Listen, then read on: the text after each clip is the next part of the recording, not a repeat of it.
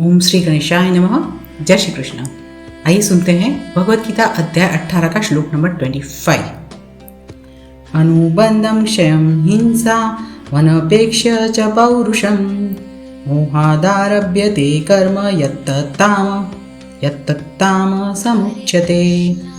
श्री कृष्ण भगवान अर्जुन को बता रहे हैं यहाँ पर कि जो कर्म परिणाम, हानि, हिंसा और सामर्थ्य को न विचार कर केवल अज्ञान से आरंभ किया जाता है वह तामस कहा जाता है।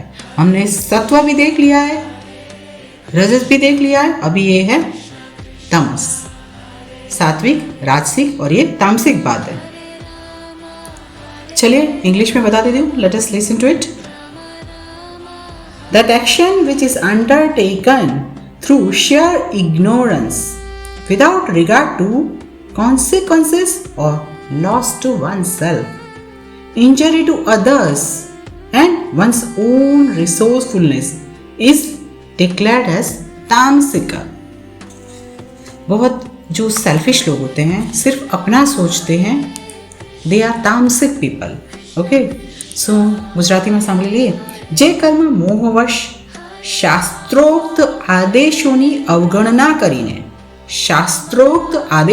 અવગણના કરીને અને ભાવિ બંધનની પરવા કર્યા વિના અથવા હિંસા કે બીજાને દુઃખ આપવા માટે કરવામાં આવે છે તેને તામસી કહેવાય છે।